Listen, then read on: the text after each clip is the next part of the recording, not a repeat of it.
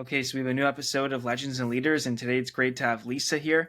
Lisa, you've been a really big pioneer, innovator for women worldwide. I mean, your creation of the sports bra, I think, was so impactful. It enabled women to compete in athletics and sports. You wrote a book about this, which was like a memoir on your life that I think a lot of people should really check out. Unleash the Girls. Uh, and you really turned this into a problem that you had as somebody who was into running, who was running many miles a day. You turned a problem that you had over there into a major solution that became a multi-million dollar business and has changed a lot of people's lives. So I'm excited to have you here and to get into your story. Thank you. It's a delight to be here, Ben. Awesome. So just going to the beginning. How did your passion initially for athletics, for running, for wanting to be kind of in that fitness world, how did that kind of start? Um, well, I think that my story is especially relevant to anyone who feels they um, have an obstacle, Mhm. are dealing with obstacles. I was not a jock growing up. I was not particularly athletic. I liked to body surf and climb trees, but I was on no school teams or anything like that. And I was kind of intimidated by all those other girls who, they were out there with their tennis rackets and they understood field hockey. Anyway, that was not me. Um, and I have what's referred to as sort of an invisible disability. I have epilepsy. So I was never, I had a different sort of relationship with my body because it could, all of a sudden I'd be down on the floor convulsing and I didn't know when it was coming. But in the mid 1970s, the jogging craze began. That's what it was called then. Now everybody runs, but it was jogging, and I took that up, and it was amazing. My whole relationship with my body changed. I had more creative juices. I felt strong. My body was my friend, and I was in my mid 20s at this point, and literally running changed me and in many, many good ways. And I was never interested in competing. Um, I was more interested, I refer to it as my first spiritual practice, really. And I was running not a whole lot, about 30 miles a week on average. And the only thing that was difficult was my bouncing breasts and having a bra that didn't chafe, where the straps fell off, and it was just very uncomfortable and sometimes downright painful. And I remember once in a while I'd run with a friend, a guy, and if it was a hot summer day in Vermont, he'd strip off his t-shirt and go running. And I thought, I'm so jealous. I've got this hot, sweaty thing around my anyway. Um, but actually, the idea of inventing a bra just for running, which came to be known as a sports bra, came out of a joke. It was a joke. My sister called me and she'd started running and she had the same problem. And she said, "What do you do?" And I told her my things I'd tried that didn't work. And one of us said, laughing, "Why isn't there a jockstrap for women? I mean, men have support." And when I hung up the phone, I thought, that's not such a bad idea. And that was the beginning. That's how it happened. So you started actually trying to make this, and you had like a couple criteria in mind. Like, what were those criteria, and how did you actually put this together and make a first Well, prototype? um, I sat down and wrote down all the things I would have to do. Straps that didn't slip off your shoulders, um, adequate support for your bouncing breasts, no hardware to dig in or chafe.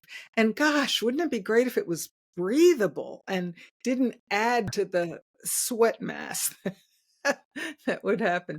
And in the back of my mind, I was thinking, wow, and what if it was so modest that you could actually take off your t-shirt? Well, that didn't happen right away, but it eventually did happen. But so anyway, So I had this idea for a garment, but I don't sew. In 8th grade, I was in a sewing class and I got a D minus or anything, but I almost flunked. But my good friend Polly excelled in that class. And we had stayed friends through all the years, high school, college, life.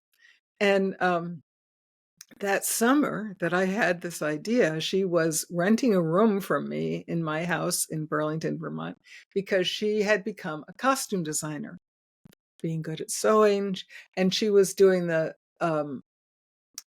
costumes up at the Royal Tyler Shakespeare Theater. And so I went upstairs and knocked on her door and said, would you help me do this? You can sew. Help me do this. And she was not athletic at all. She thought that my running was that I was gotten a little crazed. Why are you going out and doing that every day? And so she was not enthusiastic in that first 5 minutes. Um, and in fact, she said to me, "There's only you might appreciate that this." She said, "There's only one thing more difficult to design and build than a bra, and that's a shoe." Huh. And what? A bra's like a shoe? Why? And it's because it's a garment that is connecting different parts of the body, number one. Number two, it has to be supportive. It is not just about drape and all that. It's more complicated. And that complication, that design challenge is what hooked my friend Polly. She was going, well, how would you do this? Well, how would you? And so she's the one that actually built the first prototype. That was, in fact, I think this story has been heard around the running world. It was, in fact, 2 jock straps that we bought up at the UVM bookstore, cut apart, sewed back together, cup, cup. The waistband became a rib band, and the straps went over the shoulders and crossed in the back. And that, believe it or not, was totally innovative at the time. No such thing existed. And I Lisa, went running in it and it really worked. what was it like running with that the first time? Like, what was that experience It was hard not to try running and laughing. like? It was like, really? And another friend, Hinda, had said, I'll run backwards in front of you, which, you can't really run backwards. So she's like, and which was really getting in my way because I needed to take my run. It was like, okay, watch. And she was watching how much my breasts were bouncing. But at the end of my run that day, I came back into the house and said to Polly, this is working. It's we needed to get better elastic, better fabric, more appropriate elastic. Because the other thing is, this was the first bra that had gone over the head. There was no hardware on it, so I had to put it on and pull it down. And anyway, Uh-huh. So at that point, once you tested it out and it was working, were you thinking like right away, hey, we should make this into a business? Like, how did it evolve into a business? the fact of the matter is, both Polly and I were creative people, we're artists, and we were not thinking about business. None of the invention of the sports bra or the subsequent business was born out of the desire to have a business, to make money. I mean, you want to make money so you exist, but that was not the driving force. The driving force was, literally, I thought, this is how naive I was. I said, well, if I want this and my sister wants it, I bet there are other women that want it. And I had just gone back, re-enrolled to both finish my 4-year college degree a little late and start graduate studies. And because of the epilepsy, I didn't have a driver's license. So how was I going to work? How was I going to get a job? And I thought, honest to God, I thought if we could figure out how to make this, it would be a nice little mail order business on the side to help me put myself through school. Wow. So you thought it was going to be, that type of scale, but it became so much bigger than that. What do you think led to it becoming this huge trend? Was it something the way you marketed the sports bra, the jog bra at the time? Was it just you tied it into the jogging trend? How did it become so mainstream? It is the old saying that is so true. It was the right product at the right time. That's the underlying, you know, it, who knows if we'd done it 4 years earlier or something, or if we'd waited and then someone else, the idea might have popped up somewhere else, that's a thing that happens. So, um, it was the right I mean, immediately that we just put one little ad in a running magazine and, uh, and we got orders immediately, and in that first month, one of the orders was from Macy's, which is a huge department store, and we couldn't deal with that, but it was just phenomenal. All of our problems had to do with dealing with immediate reaction, success, fulfillment.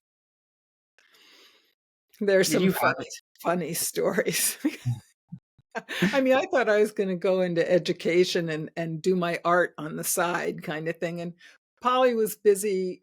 Well, sh the next job she took was with Henson& and Associates, and she became the costume designer for the Muppets, and, and stayed there. I mean, so we were not aspiring business people.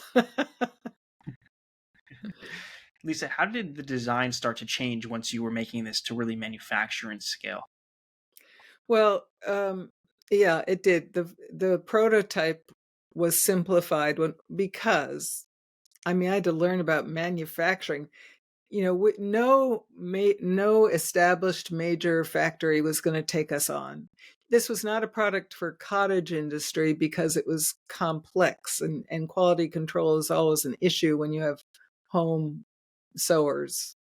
Um, so, I mean, this was one product when we started in one color and three sizes. So we were of no interest to any established factory, but we hooked up with a couple that was starting wanted to do their own cut and sew thing.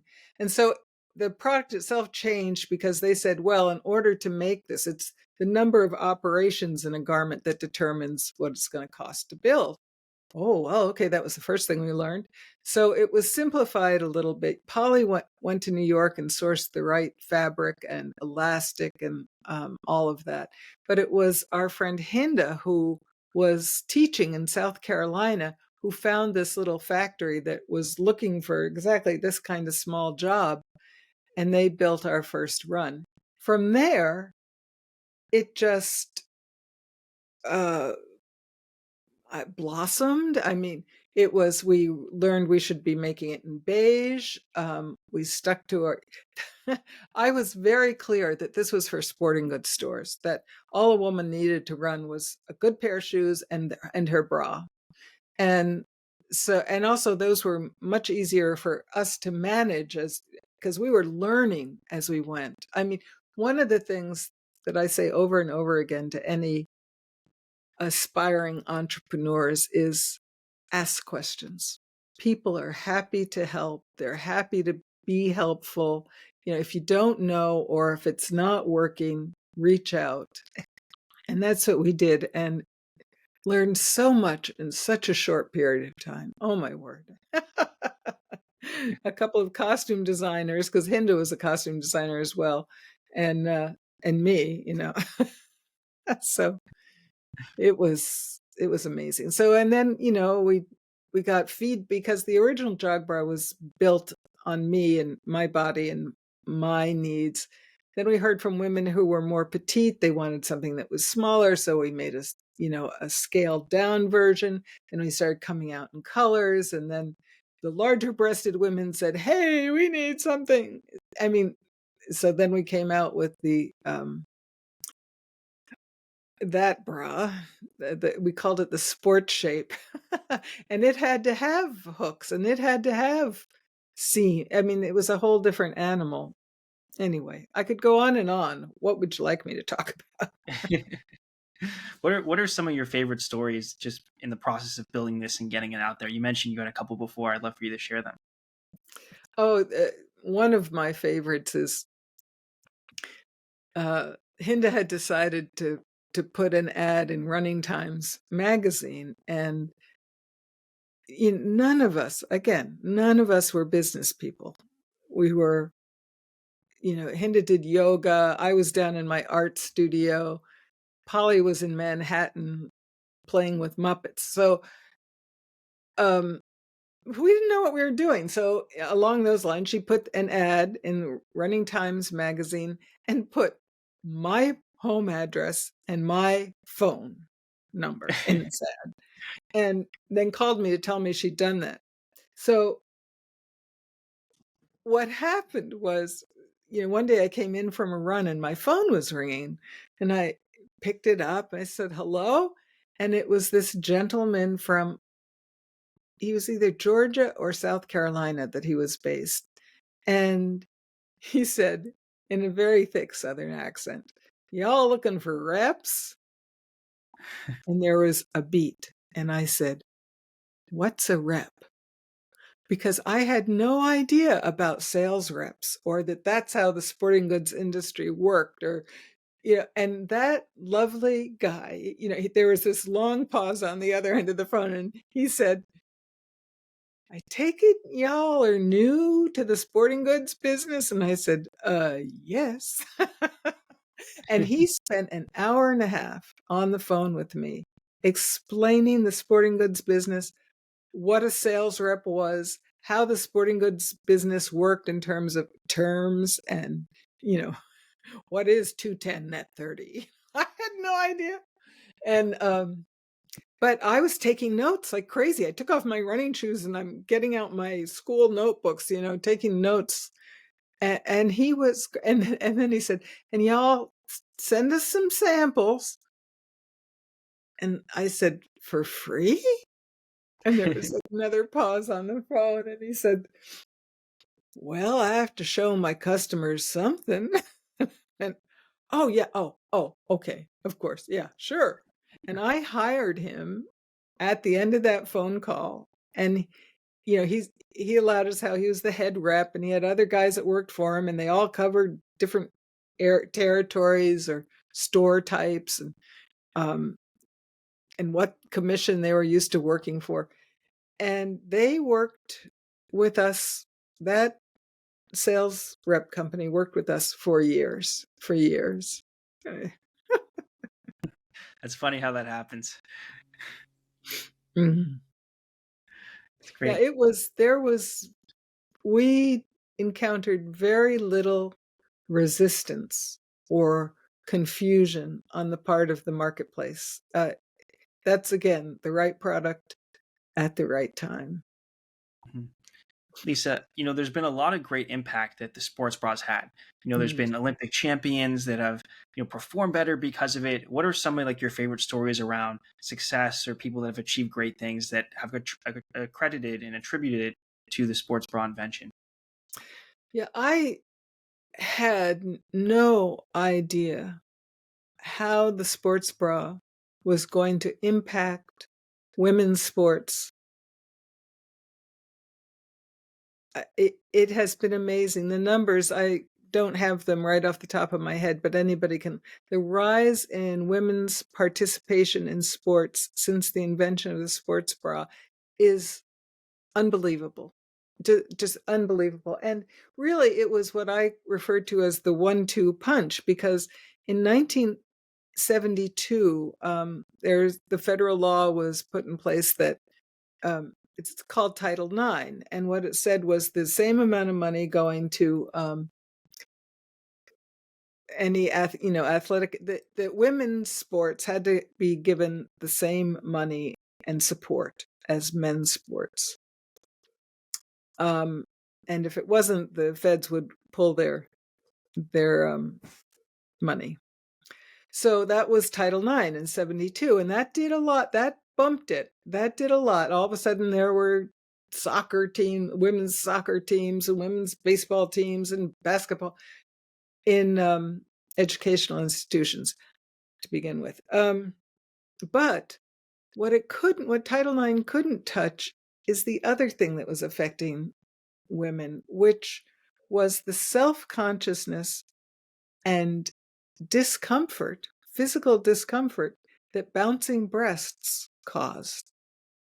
And that's what the sports bra did. It was like the 1-2 punch, Title IX, the sports bra. And all of a sudden, that problem was to a great degree solved. And that's when you start to see the numbers just skyrocket. And again, it had not been my intention, my long-term intention, to change the face of women's sports.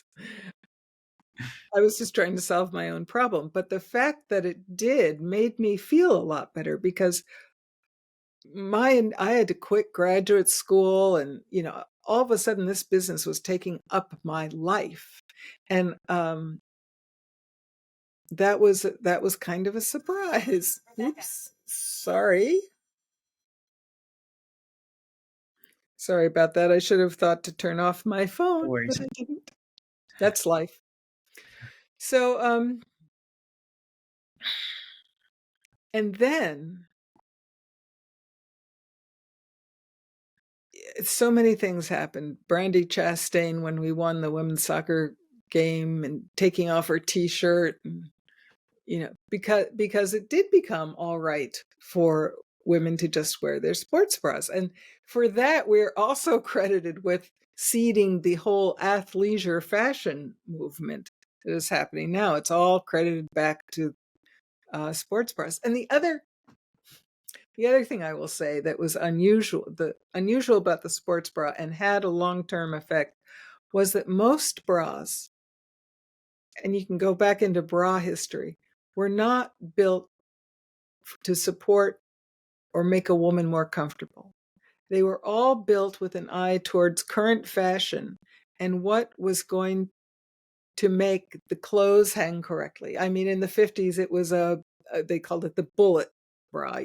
We had the lift and separate, and it was all based on fashion. And as a result of that, really, it was based on the male gaze. How were women supposed to look in their clothing, and where their breasts were, how high, how low, how puffy, had a lot to do with that. So the sports bra came along with, I mean, it was ugly. The first sports bra was not attractive, and it smushed. There are two ways to support a breast: encapsulation and compression. And the sports bra did both, but mostly compression. So it was not attractive. And truly, the only functional bra before the sports bra was a nursing bra. That was designed to help a woman nurse her child while still wearing a bra and support her ample milk-filled breasts. But other than that, it was all about clothing and fashion and what shape was in fashion that year. Mm-hmm. So that was Changed the a lot. other thing, the other impact of the sports bra on the culture. Uh-huh. So you eventually decided to sell the company to Playtex, I think in the 1990s. What made you want to do that decision? Why was it the right time? A few things. We had been growing phenomenally, and we were profitable. and we had been able to finance our own growth. We would just take our profits and plow them back into more inventory, more inventory, more inventory. And then we got, and it's one thing when you're, selling this level, and it's another when all of a sudden your inventory levels there are many zeros added to the end of the number. And it became apparent that in order to keep growing, and we're not talking about trying to grow, we're talking about just meeting the demand. By this time we had sales reps in other countries, and so we were looking at if we were going to keep up with the demand, we were going to have to do a more usual kind of bank financing. And this was in the late 1980s. Started the company in 77. Now we're in the late 80s. And IPOs were not, of startups, were not a thing at all. So we were going to have to go into our first heavy bank debt. We would borrow money to build our inventory. And that meant an a recommitment, big time, a recommitment to my business partner, to the business. And I have to say, Ben, back in the beginning when I got out of the studio and started this business, many of my friends who are artists said, "How can you do that? What? You're going to the dark side. You're going to be," and I said, "This is one of the most creative things I've ever done. I haven't lost that. That's what this is about." And learning, having to learn all this stuff, and it's like, I would equate the products to a finished canvas, or so for many years, especially in the beginning, it was not out of sync with who I am and what fed me. But when we got to the point of just growing you know just growing when it was all about the bottom line and the financials, I was bored. I'm sorry.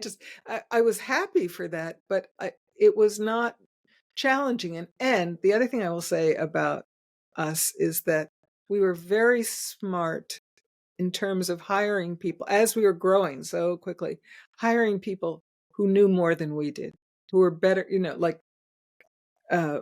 we got an excellent CFO about midway, and so good. I didn't have to try and become a CFO. I could just, so that was smart. But so Hinda and I had spoken about, well, should we sell the business? And both of us were very ambivalent about it, because there's emotional attachments. But this having to keep growing, when the game became keep growing, I was not enthralled. So, and then the magic happened. One day, my phone rang, and it was someone I'd worked with years ago, when he was the buyer for J.C. Penney, and he was now working for Playtex. And he said, "Gee," and we'd been friendly, and he said, "Geez, Lisa, I see you all over the place now. You must be going great." I said, "Yeah, yeah." And he said, "Well, maybe we could help each other out." And I was so naive that I didn't get the code. Maybe there's some way we can help each other out. He said, "Why don't you come down to New York and we'll have lunch and we'll talk about it?" I still didn't get the code. So I thought, "Oh, yeah, sure, I'll do that." An excuse to go down to Manhattan. So I went down there and met him for lunch, and he brought the Playtex lawyer with him. And that's when the subject that came with their interest in buying us was made clear. And that was a long process. First I had to react to it, and we thought about it, and they made offers. And I mean, this was, if running a business was like getting my master's in business or something, going through this process was like getting my PhD. And I learned so much, and it's a long story. And it's very unusual, I was told, to sell to the first person who comes knocking on your door, the first suitor. But in fact, we did sell to Playtex in the end. It took probably almost, I don't really remember now, about a year of back and back and forthing. And You were happy with it. yeah, yeah. Well, first learning about it. I mean, all the different iterations that a sale can go go through and present as, is it a stock deal? Is it a cash deal? Is it a plan? What all that. And but what I always wondered was, why was Playtex buying us? I mean, every other over the course of the years, and about this time we were in year 10 of being in business, and every other traditional sports bra, not traditional lingerie company had come out with their version of a sports bra. Because one of my favorite stories is, had I done, before starting this, before committing to it, if I had done market research, I never would have done it. Because what market research would have shown me is that the bra sales in the entire country had been, pardon the pun, flat for years. Um, and all these big companies were just stealing market share from each other. There's no increase. The sports bra changed that. All of a sudden, the sports bra was like a totally new category, and every woman had to have at least two in her drawer. And then it became, and at first it was just active women, and then it became every woman. Anyway, so I didn't know why Playtex was buying us, because why didn't they just come out with their own version?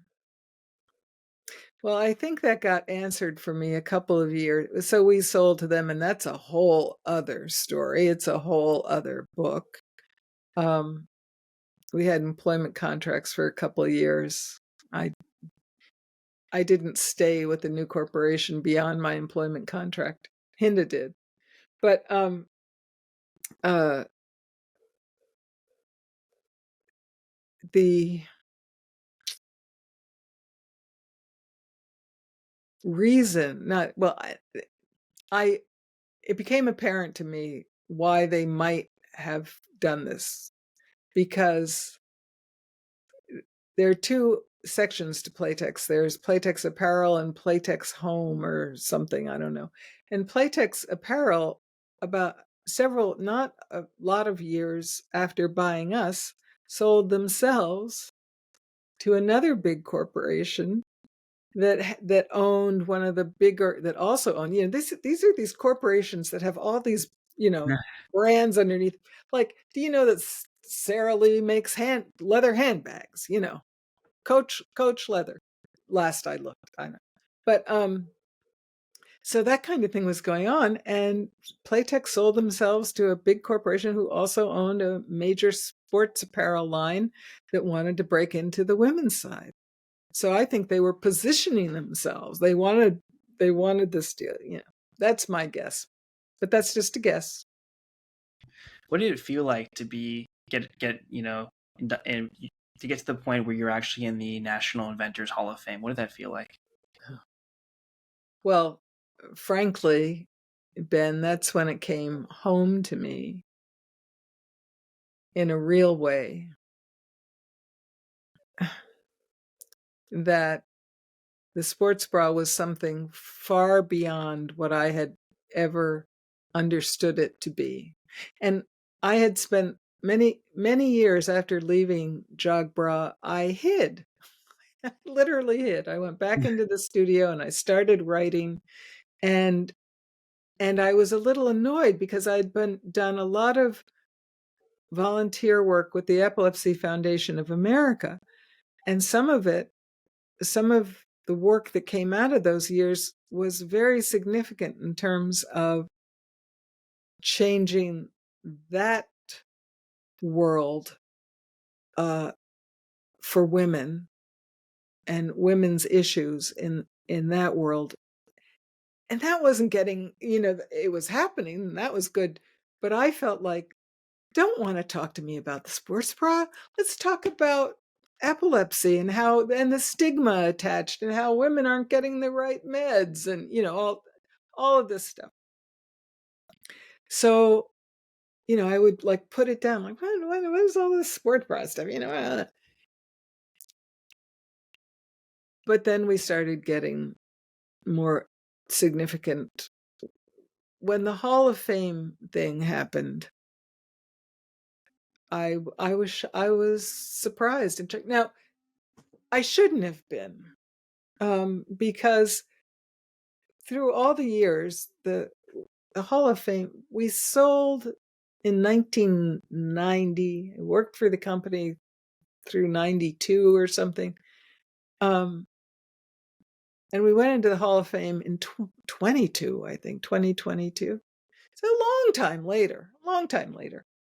Oh, an interesting aside on that is that patents held by women, not by women and men, because that's a different statistic, but it's like under 4% of all the patents issued are held by women. Now, it goes up a little bit if it's a woman and a man, but so that was an eye opener.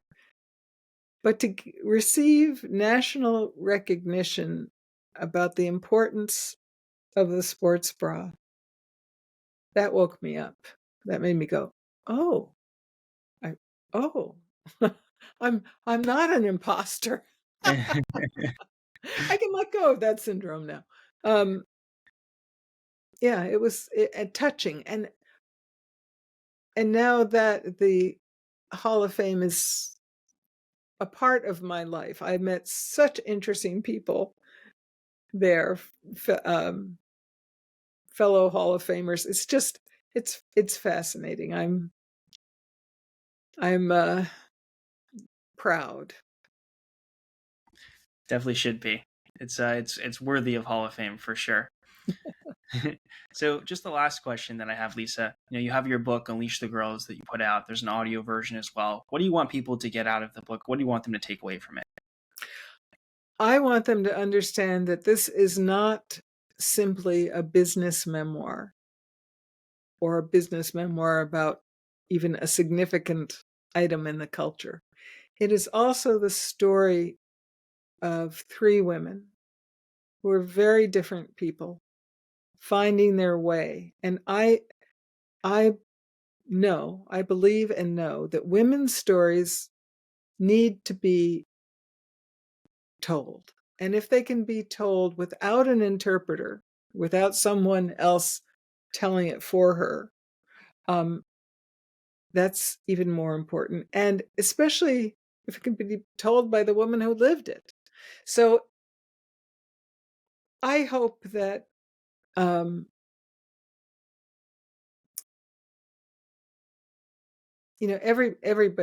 everybody, as I said at the beginning, everybody's got something. Everybody has some obstacle or difficulty or whatever. And this is truly a story of overcoming obstacles, not just the epilepsy, but between the three of us, and the pain and the drain, and how to deal with that. And yourself. I mean, what a learning experience. Well, thank you for taking the time and doing this, Lisa. I think that what you've done with your life has been super impactful to others. I know it's been impactful. I mean, there's so many women in everyone's life that have benefited from the sports bra, from the Jogbra that you created, and helped them get more into fitness and exercise and live healthier lives. And that's had a great effect on the world. So I'm excited to see how you're going to continue to have impact, and that people, really get. I hope that they get a lot out of your book, and look forward to seeing what you do next in the world. Thanks for coming on. Thank you, Ben. I appreciate it.